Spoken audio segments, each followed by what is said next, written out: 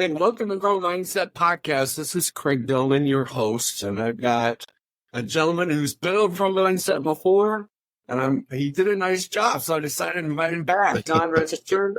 John, welcome to Grow Mindset today, my man. Hey, Craig, thank you so much for having me back on this podcast. I really do appreciate everything that you're doing out there for your teams. Okay, so John, for those that don't know, why don't you share your story? Let me tee you up a little bit. You're a veteran. You had a very interesting, unfortunate incident happen to you that really changed your life and really gave you a purpose. It's been your mission since that happened. You're an author. You're a speaker. You've done a lot of things. You've helped a lot of people. You've traveled the world. You share your message with the world. I want you to share with Pro Mindset Podcast audience your story and your message. Yeah, thanks, Craig, for that opportunity.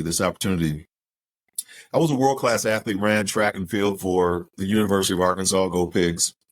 John McDonald was our track and field coach. He just passed away recently. But he's the most winningest coach in NCAA history, any sport. So 42 national championships. Think about that. 42 national championships. What kind of mindset does that take? Winning one's easy. Winning 42 is not so easy. God, I mean, just interrupt. Winning 42 is a lifestyle. It's a lifestyle. It is a culture. And I got to be at the front end of him building that culture of winning. And so that set the table for a lot of other things, unbeknownst to me going through the process, but looking back on it, seeing a lot of the applications of what we learned there. So I went to 2 Olympic trials. I graduated in 1988, went to 2 Olympic trials. 1988 Olympic trials were in Indianapolis. I ran the high hurdles and I did the long jump. I enlisted in the United States Army because the Army had a world-class athlete program. They still have it. And if your national governing body of sport, the NGB, USA Track and Field in this case, says that you are a bona fide contender for the Olympic Games, the Army will become your sponsor for that training session of about 2 years. On my way to that training session, because USA Track and Field did say I was a bona fide candidate, Operation Shield Desert Storm came up, and I was diverted to the Gulf War. So I spent 6 months in the sandbox, had amazing experiences over there, but my track and athletics suffered significantly. To that, I could no longer run the high hurdles. I wound up switching events from the high hurdles to the 400-meter hurdles, which is the longer race one time around the track. And shifting that mindset around there, I actually qualified in my 5th race, finished 17th for the United States Olympic trials, in the United States Olympic trials in 92. What this means is anybody, for those that are out there, a person who makes the Olympic trials in the United States has made the A standard for the Olympic Games. So if they were living in any other country around the world, and that country did not have a slot available for an Olympic class athlete, the standard that I ran, I could have run for any other country. But you have to be top 3 in the United States in order to be selected to the team. So I have an Olympic standard, but I have to go through a trials to actually make the team. So I finished up 17th in the 400-meter hurdles. I thought inside of 4 years, come back and I would be in the top 3. So that was my focus. So I re-enlisted in the United States Army to try to get back in that program 2 years down the road. I was on that right trajectory, but I love the military. I really enjoyed my time in service. I wanted to be a lifer in the military. So I took the officer selection battery test and had a class date that was coming up, being recommended for a class date. Had a battle buddy that I was going to go with. We're going to just do everything, plus the bucket all the way to get to a light colonel or a colonel. And so we were doing all these things to prepare for officer candidate school. And on May 17th, 1994, as I'm training for my third Olympic trials in the 400-meter hurdles, as I'm getting ready to go to officer candidate school, right after those trials are going to be over with in the Olympic Games, I misstep a hurdle. I dislocate my left knee. I sever the artery behind the kneecap. And 7 days later, I'm left with a choice to either use a walker or a wheelchair for the rest of my life or undergo an amputation. Both are significant. Both are ending my careers in athletics and ending my career as a military service person. So how do you shift your mindset around that? How do you keep a pro mindset mentality when that's going on and you're flat on your back now going down a downward spiral, questioning your identity? Who am I now? Am I still a husband to my wife? Is she going to stick around? How's my son going to view me? Do I still have a job in the military? Do I have the faculty to still do my job? Can I support my family when my Olympic dreams are dashed and I have no job in the Army any longer? So we think about those mindsets. We often will go down this negative path, and we need somebody or a situation to undergird us. And that was my wife, Alice. Alice said to me in that moment, the struggling moment, she said, "John, we're going to get through this together." When we think about our military servicemen and women who serve so valiantly, the stress levels on marriages in the military are about an 85% divorce rate because the operational tempo is so high and the stress is so great. And people, when they go to war, I don't care if you saw combat or not, when you come back from that high stress environment, you don't come back to the same level where you left. And so she decided we're fighting through this thing. After Operation Desert Shield, Desert Storm, no leg now. And when she said those words, she really baselined my entire existence. And she undergirded me with that love. It was on a playground. Her and John Jr. were swinging on the swings. John Jr. was 5 years old at the time. He jumps off the swing, comes down, hits the ground running, sees mom and dad struggling, says, "Hey, mom, dad, see my big jump? See my big jump, mom, dad?" And he jumped between myself and Alice, and I realized that he had already validated me as his father, create his new normal. That's exactly what I had to do. I had to somehow do this and create this new normal lifestyle. So I started swimming for physical therapy to get my body back in shape. 27 months later, I wound up fluking up, messing up somehow, and made the Paralympic swim team. I'm out of the service. I'm working for the United States Army, the Community and Family Support Center. I make this Paralympic swim team. I see athletes running and jumping with artificial limbs. I have a leg made for running after the Paralympic Games. I learned how to run on that leg, learned how to jump on that leg. And 4 years later, I wound up going to Sydney, Australia, finishing fifth in the 100-meter dash, fifth in the 200-meter dash, and winning silver medal in the long jump in Sydney. So I found the parallel path. And that's the pro mindset. It's finding those parallel paths. That if one door is closing, you're going to find the parallel path on the other side to continue moving forward. I couldn't find Olympics. I found Paralympics.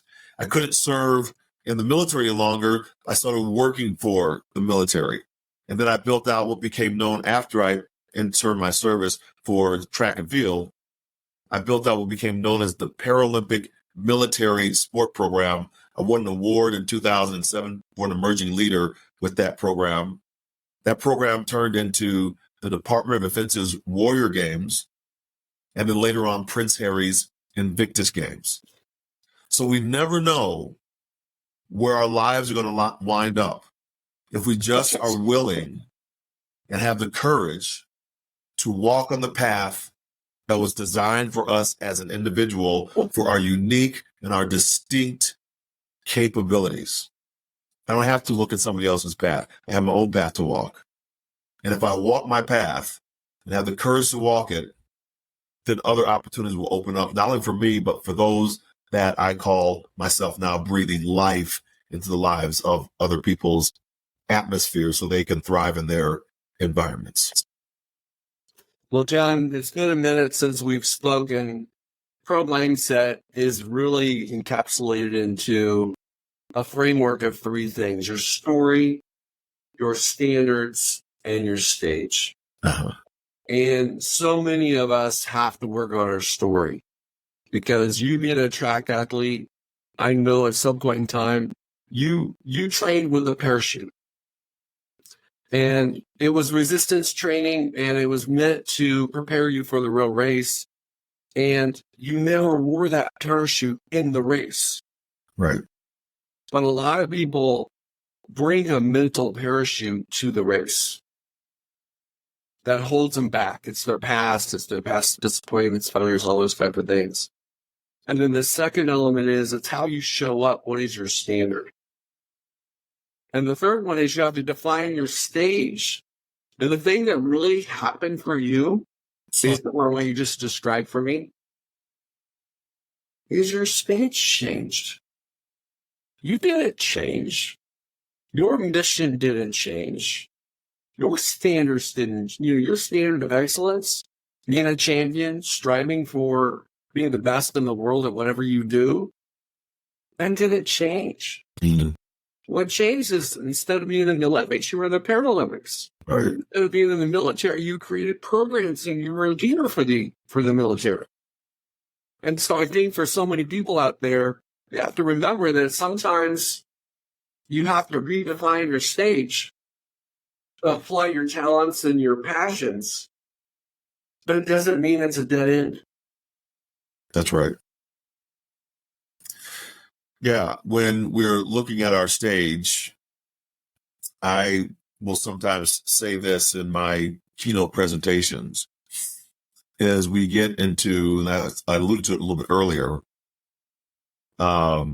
oxygen, atmosphere, and environment. Oxygen, atmosphere, and environment. Oxygen is needed to sustain ourselves in an atmosphere for whatever environment we find ourselves in. So if we're underwater, that's an environment. Our human body wasn't designed to live underwater. The human body also wasn't designed to live in outer space.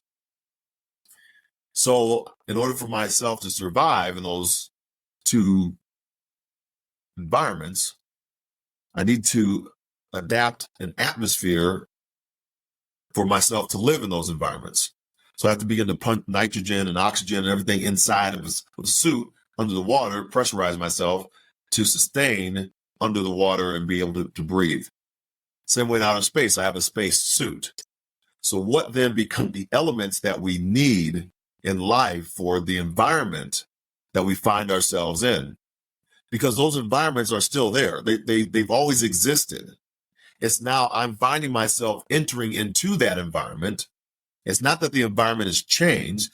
My circumstances have changed. They're now putting me in that environment. So I need an atmosphere to take with me to survive and thrive in that new environment. And I would say that is, the stage that we are shifting into. So it could be a military service member who's going from he or she leaving military service and going to the civilian life. It could be, so that stage has changed. It could be a professional athlete who is leaving the professional side of sport because of whatever reason, aging out or not talented enough anymore. Somebody else younger coming in, they got hurt. And now they're going back to a world without the paycheck with the performance. It also could be a high school student going to college, or it could be going and joining the military service or some other type of elevation. The point is that when you move to a new stage, you have left one stage behind. And I think that it's not a hierarchical thing. I don't think we climb up the ladder of success, so to speak. I like to think of it as stepping stones where I honor the place and the stage I was at to go to the next stage honoring that one to go to the next stage. So I'm always building upon the previous stage. Without the previous stage, I can't move forward. Too many times I hear in the ladder of success, be careful of the people that you're passing on the way up, because you might have to pass them on the way down. Well, I don't want to come down. I want everybody to move forward, and I want us to move around. So I put the ladder across the pond, and now I look at it stepping stones to get there, and we're going to help each other across. So I think it's a different leadership type model. I think it's a different, mindset that we could have with this. And that moves us faster, and it gets us to understand and appreciate everyone who brings value, whatever their skill set is, into that mix of that stage shift. John, you said two things that resonated with Pro Mindset. One of them is the idea of the spacesuit. I call it a performance bubble. And anything that serves you gets to come in, and anything that doesn't get to come in. And you set very clear boundaries between what serves you and what doesn't serve you. And as an athlete or a speaker, you're running a meeting in the boardroom, it doesn't really matter what it is. It's a very sacred headspace that you create so that you bring your preparation, your practice, your purpose. You bring your identity. You bring your vision. You bring everything, all that stuff in there. You bring in your belief and confidence. But you don't bring in what happened the last time, what you were hoping to happen. You don't bring in doubts. You don't bring in fears. You don't bring in anxiety. All that stuff. And by doing that, you can find freedom and peace. And as an athlete, you know this. When you can run free, you can run fast. And when you're stressed out, your muscles tighten up. You can't be everything you can be. And the second thing you said about shifting the stage, I call it plugging in your new purpose. You gotta plug in your new purpose. Your purpose evolves. This is, after you had your leg amputated, you were John Register 2.0. You become a new version of you. And as you've gone through this journey of what you've been doing is in terms of reaching people, touching people, and speaking, you might be in John Register, 26.0 by now. Right? So it's like most people are operating in the past. They have a tendency to get stuck. And it's, professional athletes sometimes are in a loop where they still want to be a professional athlete and they're 40 years old. Those things are gone. It's time to reinvent yourself, plug into a new purpose, and evolve into the new version. Yeah, I have a framework. It's called the reckoning, the revision, and the renewal. And the reckoning, what you just stated in your model, is when we have a mindset that we want to get back what we desire to have back after some type of event has taken place in our life. I usually say trauma, a traumatic event. And it doesn't have to be trauma in the sense that a leg was lost, or it's significant to whoever is listening. It's significant to whatever that you have to you believe you need to overcome. And caveat, I don't believe we overcome anything. So the headspace is, I just wish things will get back to normal. Can they just go back to the way they used to be? Can I just be in this thing? I don't want to move forward. I just want things to stay the same. And that's a mindset. And I don't think it serves us very well. And all of us can be in it at any given time on any given situation that we don't want to move forward. So we have to recognize when we're in that space. And then that's the first hurdle that we must get over. The second hurdle then becomes the revision. I'm casting a new vision on what might be possible. Maybe there is a parallel path on this other side. Maybe I can do something a little bit different, and I don't have to worry about what's over here any longer. But there are three things that hold us back from making a commitment. I believe that a commitment has to be made to the new vision. And before that commitment is made, there are three considerations that somebody has to go through. And they're very hard. It's the second hardest part of my model.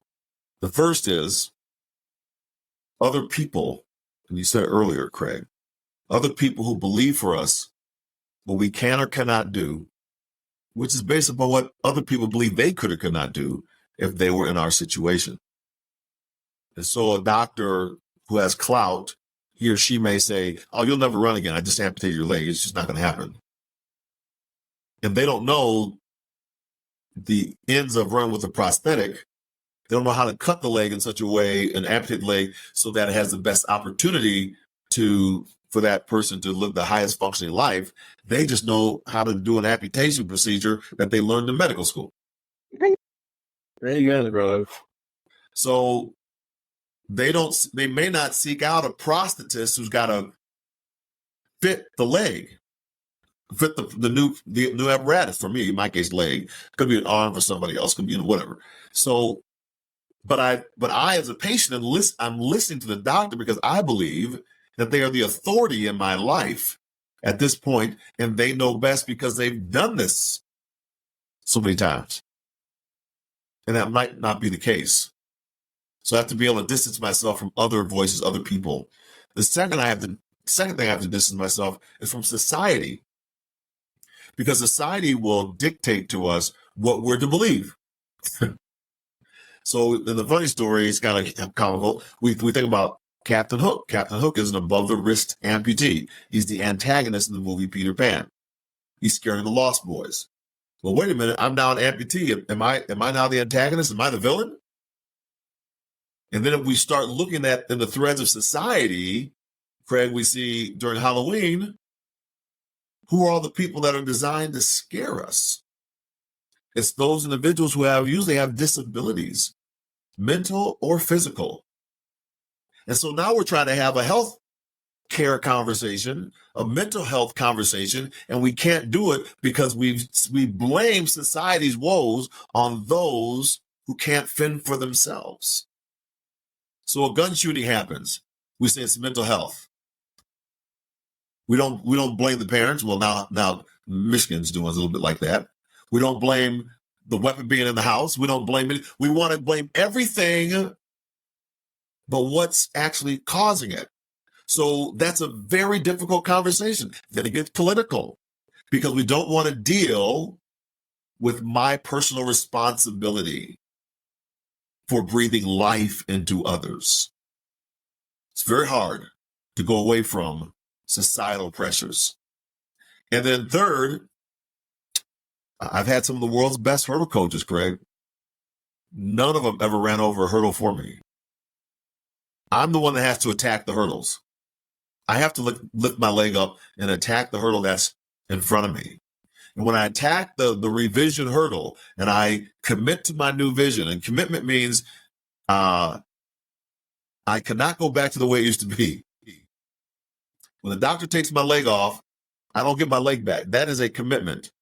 When you had your breakfast this morning and bacon and eggs, the hen was involved in the process. The pig was committed. Right? So that's the new. So we get over to the renewal. That is the new piece. And that is so hard because in the new, when you commit to something, it is impossible to use old systems, old thoughts, old ideas to put into this new bucket to get a different output. It's brand new. We have come through a horrific time in our past 3-4 years with the pandemic. What do people want to do right now? They don't want to even think about it. They want to distance themselves from it. We have all these stresses on us because we are in denial from what just happened. Because leaders want to move faster past this thing and just get back to the way it used to be. They built more revenue during this time. Lots of companies increase revenue, but what they want to do with their workers who they send home, they want to bring them back into the office so they can balance the budget sheets and justify why they still need this building that's there. So it's very hard to think in a new structure when you have these old ideas that are there. So you have phantom pains. I have phantom pains. When the doctor took my leg off, I don't get my leg back. When you make a commitment, you don't get that commitment back. But I do have phantom pains that remind me of a time when I did have two legs. But that time is gone. But I still have pain for it. You may have pain for a loved one that's lost or that passed away.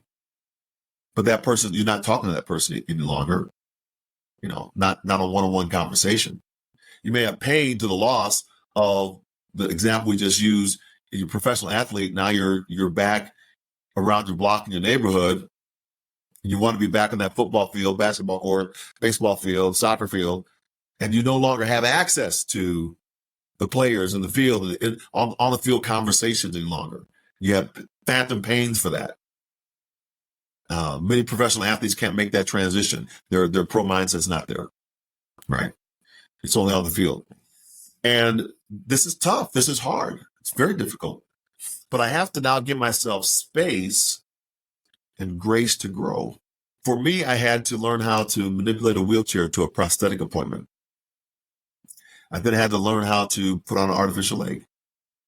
I had to learn how to walk through the parallel bars. I had to learn how to use a 4-bar walker to walk around the hospital. And then walker to crutches to cane to free walking to running to jumping to a Paralympic medal.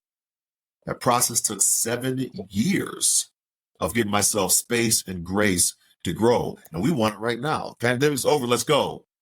And we're freaking people out. They're highly stressed. They're burned out. They're overwhelmed. And the leadership is too. We have to give ourselves space and grace to grow. And once we've done that, now we're in a renewal. We're in the resolve.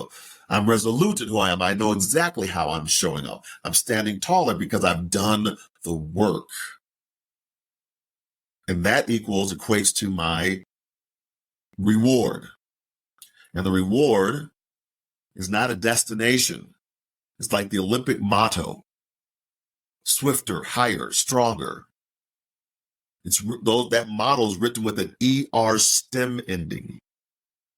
I can be the swiftest today. I can be swifter tomorrow.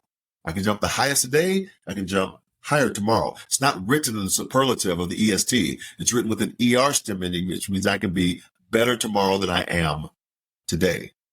So it's a plateau for the next level of growth is what the reward is. We're going to arrive there, but now I've got the skill sets, the tool sets to move from that one stepping stone to the next. Ron, what you described for me was a massive identity test. It's an identity test.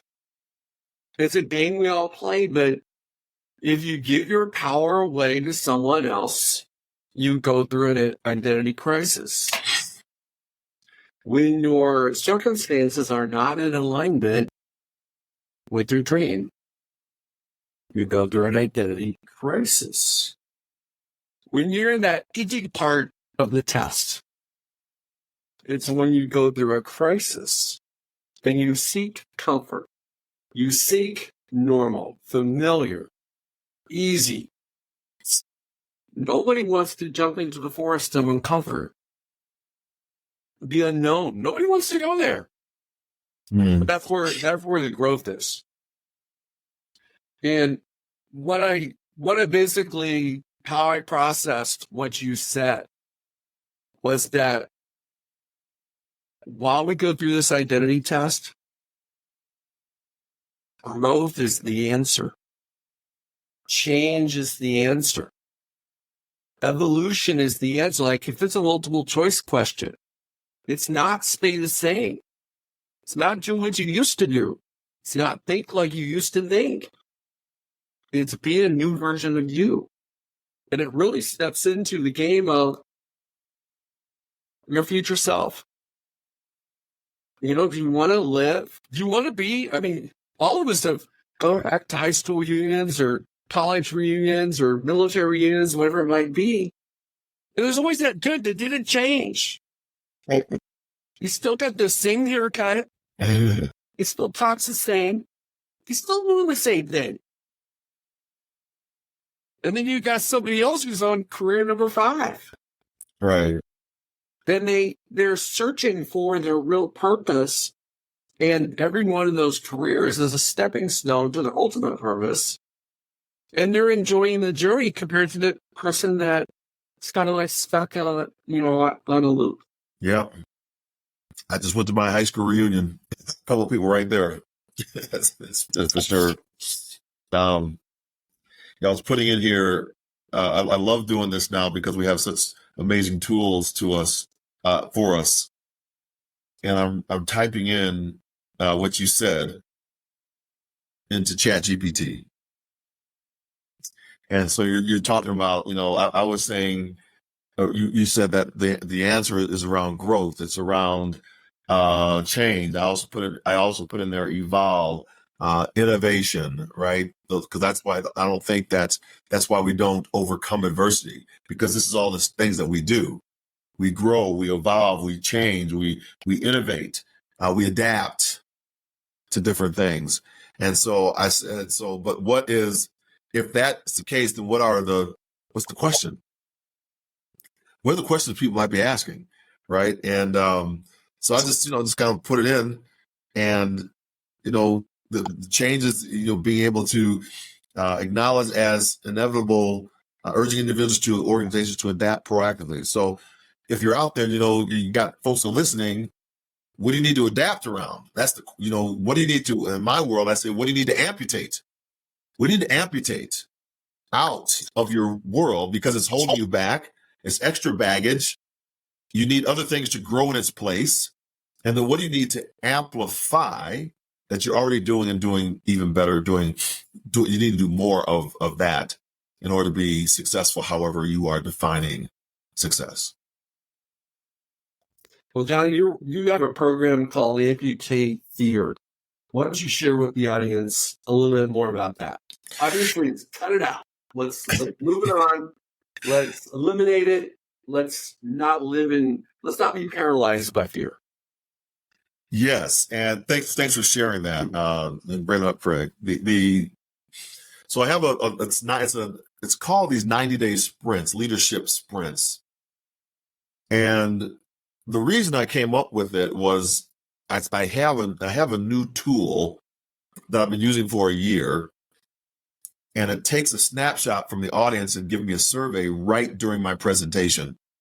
And I'm a person that loves feedback.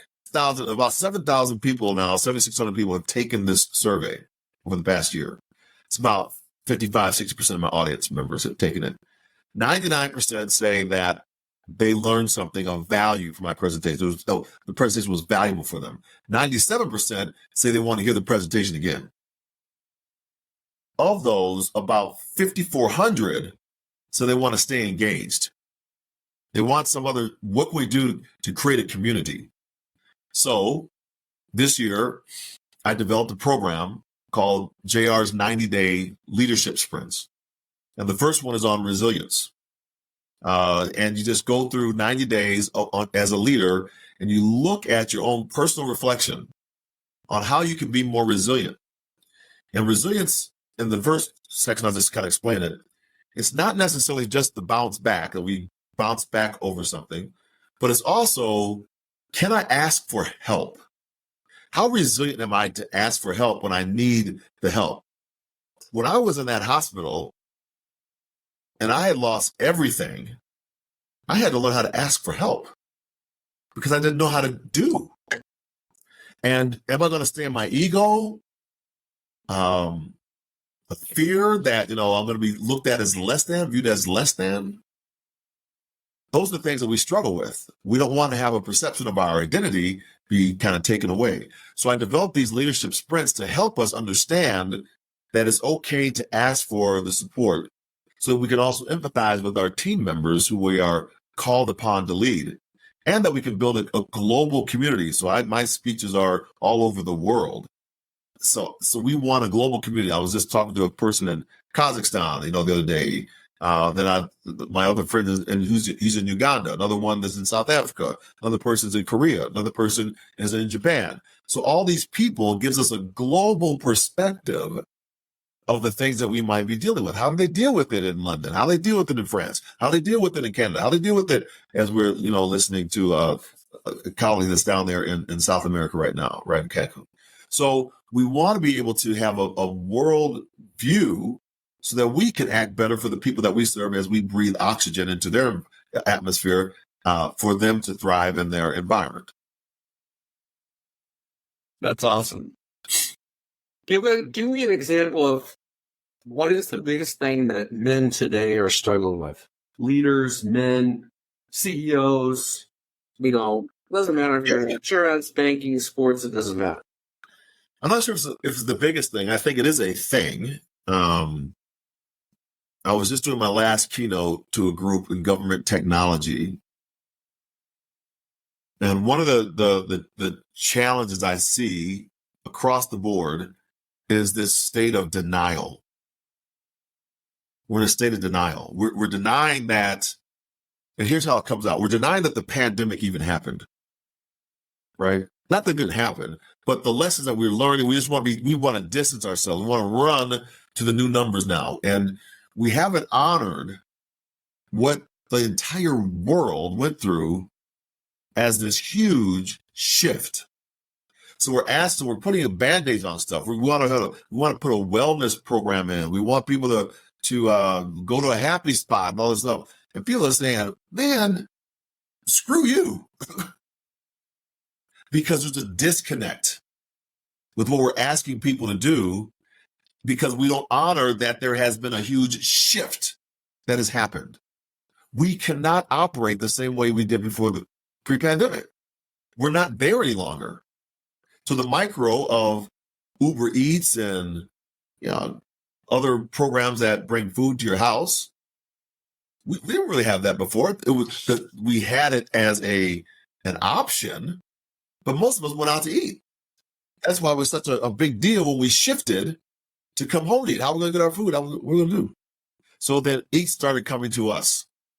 And now in the new, we get a chance to choose again, but most of us choose not to go to the movies. We rent them on Amazon Prime or something else, and we watch them at home. We get a big theater system. We have everybody in the house. When you sent me home, I could do a load of clothes during my Zoom calls. And I didn't have to commute to go an hour to work and an hour back. So you just saved me 2 hours. And now you're asking me, after sending me home and then saying that I was a non-essential, you told me I was not essential, and we reduced the workforce. Now you're saying, oh, please come back to work inside the office. And I'm saying, I'm not arguing whether that's right or whether that's wrong. I'm saying we have not honored what change took place to the production that we have right now. People are choosing lifestyle over working for somebody that doesn't honor and respect them. We see it happen all the time. So I think that's the biggest thing that's facing workforce and the hiring process. Not that people don't want to work; they still want to work for you. That's what it is. And so that's a hard thing that we have to learn. And Craig, leaders are going through it too, and they don't want to be resilient to ask for the help that they need, that they've gone through. And so that's where my company, Inspired Communications International, comes in, and we honor those things. It's not that we have the solution for it, but we set the stage and the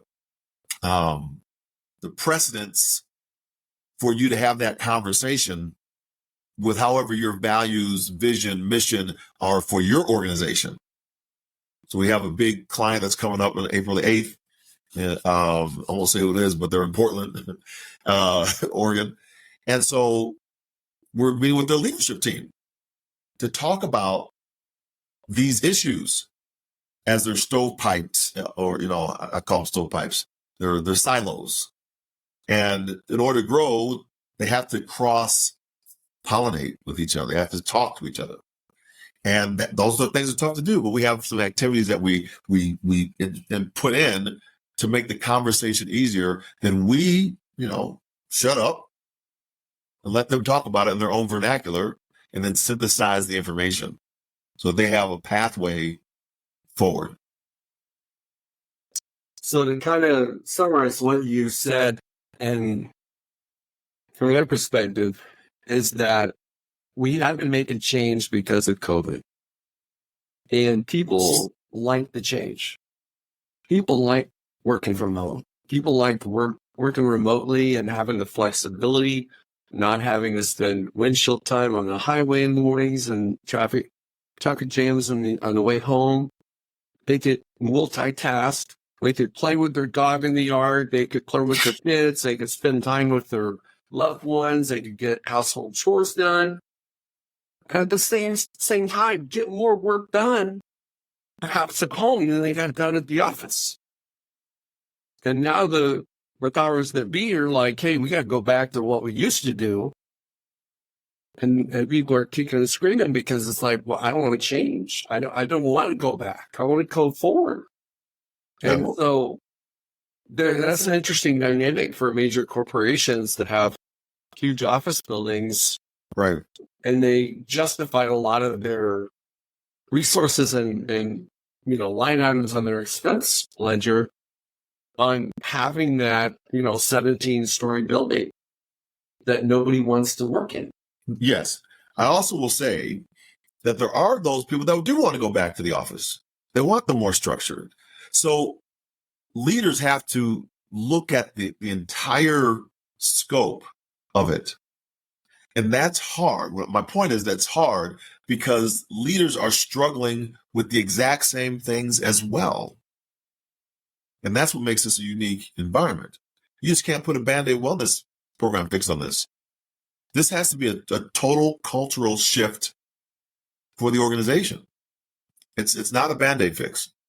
So I kind of wrote that. I was writing that down over here when you were talking. It's a total shift of the mindset. It's hard. It's not easy. I don't have the answers, but if I was a CEO, I would have designated days that are office days, and if they not mandatory, voluntary. So if you want to come in and you want to connect with people in the company, hey, we're doing that on Wednesdays. Yeah. But we're selected days of the week. And then there may be certain departments that more lean towards working together as a team rather than through Zoom, being in the same office. Yeah. And so, hey, if you're going to be in this area, you're going to be, under a roof. But if you're not, we don't care. I mean, salespeople for years, they don't care. Just go get it done. Go make it rain. Yeah. If you're out playing golf half the time. I think the challenge is that it becomes a one-stop shop, right? So every culture is going to be different. There's some jobs you just can't phone it in, right? An EMT can't phone his or her job in. Firefighter can't phone his or her job in. A police officer can't phone his or her job in. So we have to look at the job set. That leader has to look at their own skill set. What's their culture for the first part? And then, have the conversation. I think this is the time, because we don't have all the answers, is to engage everybody in the conversation. I don't think this is necessarily a leadership type conversation. I think you have to take a pulse of your organization to see what has shifted now. What's the new? Because this is we're in a new environment.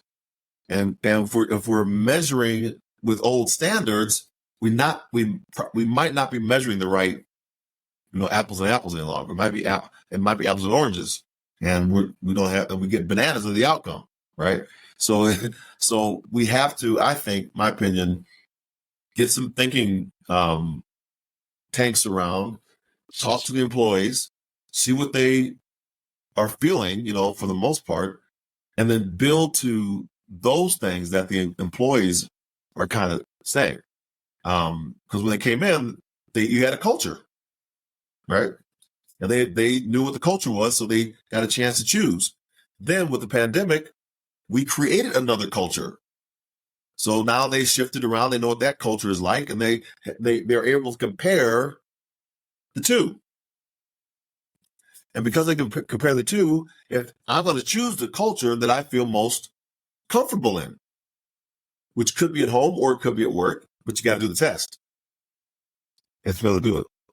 I think that's where we are in society, and it's what I'm sharing out there to help help other companies that think about this differently. But yeah, at the end of the day, they have to make a decision. I mean, John, in progress, one of the most important things with your identity and your story is to reframe your past. Uh-huh. Yeah, and it's something, the constant, ongoing process. I'm just guessing that when you first had your leg amputated,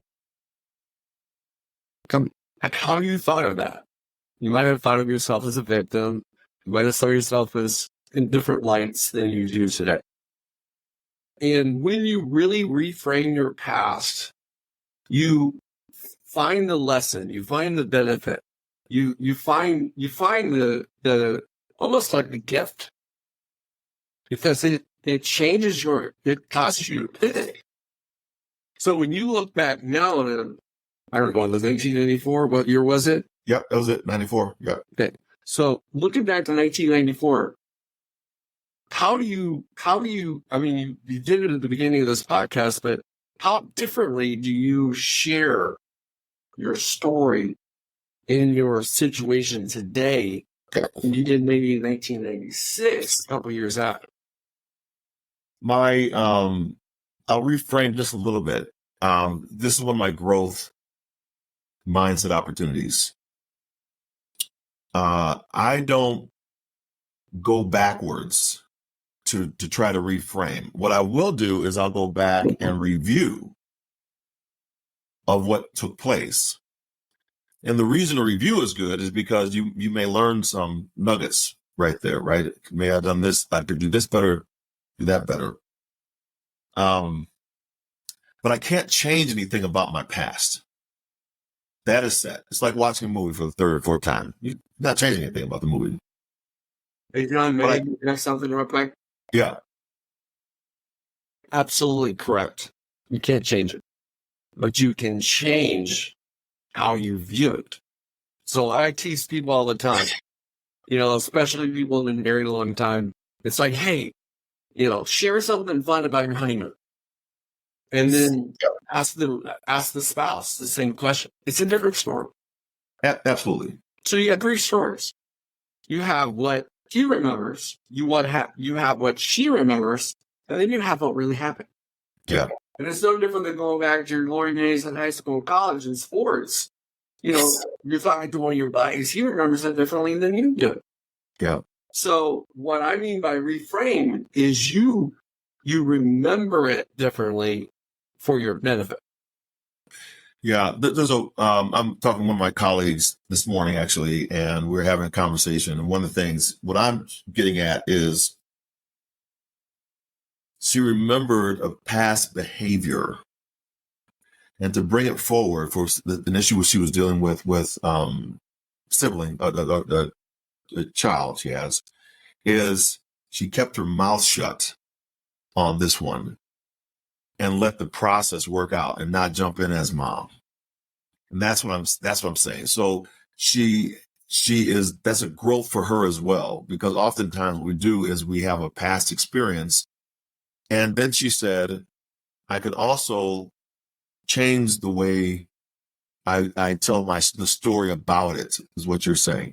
And that's exactly right. The way my growth mindset has worked now is, instead of asking a question like that, is where I was going, is I'm going to ask it to a future self, a future state of myself.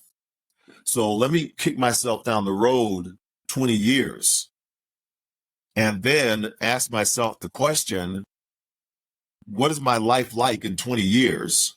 What would I want to have accomplished? What were some of my challenges and successes along the way? And then come backwards from 20 years to this point in my future self's past, because I can change that, right? I can say down the road at the end, in 20 years, I want to have $5 million in the bank, right? So now I can say, what will it take and how I'm going to structure my life in such a way? What do I need to do in order to have that capital in the bank 5 years down, or 10 years down the road? Now it's 5 years down the road. Now it's 3 years down the road. Now it's 2 years down the road. Now it's 1 year down the road. Now, what do I want to do in this month to hit that target?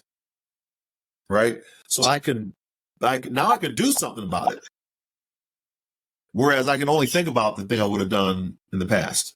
I can actually do something about my current future if I forecast myself out and ask myself that exact same question 20 years from now, and then forecasting back to where I am now. John, I think you can do both. And I think what you described about your future is absolutely a great exercise. But a lot of people are carrying around a bunch of bags, bunch of suitcases of traumas, disappointments, failures, missteps, self-sabotage, all those things. And until they reframe it, they still carry it. It's like that training parachute. Mm-hmm. Yeah. Cut it free. So unless you reframe it, so that's why I was asking about your amputation. Because if you did it, you've already done it. You've already reframed it. Because if you did it, it's been your life's purpose. For sure. Right? I mean, that's... But I move forward from it with action, right? So I began to look at a new vision on who I am, who I desire to be. And even though I don't have it all the way there, I can start building processes. So I'm no longer thinking about who I used to be. I'm thinking about this point of the person right now moving forward. So that's why I start swimming. So I can do something. I can swim now. I reframe it by getting out, putting on an artificial leg, walking around the block, or going out on a bike ride, or doing something that's brand new to me, doing an action step. And I think what people have to do is yes, they have to think about, and I think it's important for us to, like, that's why I have the reckoning moment, is to come to a point of reckoning. And once I get to that point of reckoning, now I begin the process of actually doing.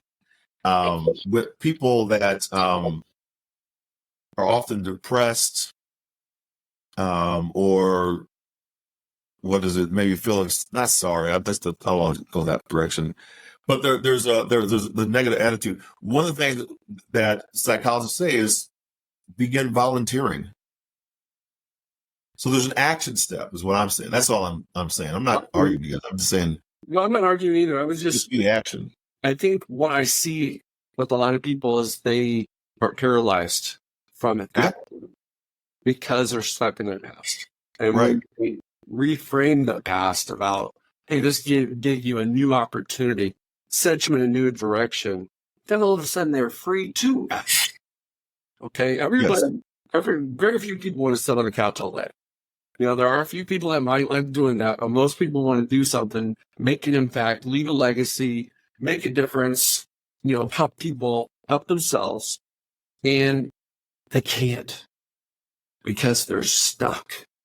They're in a rut. And so one of the things that I've watched with athletes is when they get cut and they didn't do anything wrong.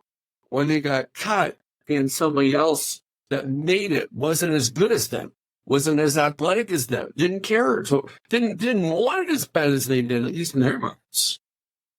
Well, if you get stuck on that, when you get your next opportunity, that opportunity's not going to last long. Because you'll be cut again. So you've got to, it's no different than, you know, it's going to sound like a silly example. What you have to do when you have a flat tire, you have to patch it up so you can keep going. You can't go on the right wheels, right? And so it's a constant thing of every time you fail, every time you have things going on, no big deal. Learn a lesson, reframe it, set yourself free, move forward, start something else in motion. And unfortunately, people that are stuck in the past, they can't do that. Yeah. Well, you just said it with the flat tire. They did an action. You fixed the tire. Yeah. You patched it up. You put a pump on it. You pumped it up. And then you got back on the road and kept on going. So you have to do an action with it. And so we can think about it, but we've got to act. We have to take it from the dream, the thought world into a physical world, write it down, whatever the action is. We got to act on that impulse. Absolutely. John, is there anything else you would like to add about what you guys are doing with your organization that might be intriguing to our audience? Yeah, I've been thinking hard about how to. Our whole mission is vision is to inspire worlds. Inspire worlds, not to inspire the world, the entire world. It's to inspire worlds. Our worlds are spheres of influence that we have. And so we're always talking about, putting life and breathing life into others. So we launched, you said that, the 90-day course, folks, if you want, you just get in that course. It's really a self-paced course, but I had a coaching call this morning, office hours, and we talk about these things, whatever's on people's minds, because they're all at different places inside the course. So whatever's on your mind, we just talk about, do 15 minutes, 20, 30 minutes, and we do it once a month. And then we have, to help people stay in community, we launched a merchandise line. So it's JR's merch, the inspirational kind of, it's through diversity merchandise.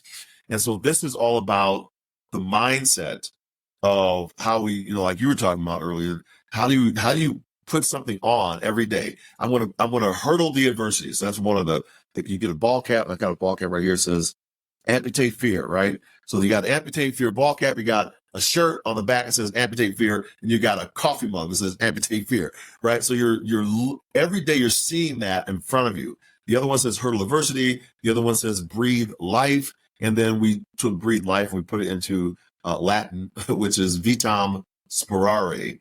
And then on the sleeve, you'll see you've got the logo of JR. So it's just a kind of a reminder that we're fluid. We're always breathing life into others. I'm always doing affirmations in the morning time. And these are some that you can just kind of have with your family, and just as a reminder of what we want to do every single day. So we're out and about right now. We're doing lots of events and really enjoying the time of just meeting people. It's great always to meet you, your wife. You're just great people. And so I thank you again for allowing me the opportunity. We do have a newsletter. You can sign up for the newsletter.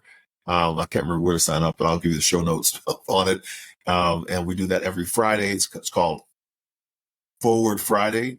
So it's in a 3-2-1 format. 3 lessons I learned from the week, 2 people to follow, and then 1 action step for the following week to do. It's a really simple, easy newsletter. And then we also put in some things of what we're up to, so where I might be the next week. So other people can kind of come in and we can have a pop-up or meet-up if that's necessary. John, I want to thank you for being on Pro Mindset today. Just put out there your website real quick. Yep, website is johnregister.com. Thank you for that. johnregister.com. Everything that you need to book me and do the merchandise and all that stuff is right there. So we'd love to make a connection. And thank you again for the time for being on your show. Thank you, John. Hey, it's Craig Domann, the host of Pro Mindset Podcast. I want to thank you for listening or watching today's show. And you can catch us every week on the normal social media platforms like YouTube, Facebook, Instagram, and all the listening podcast platforms.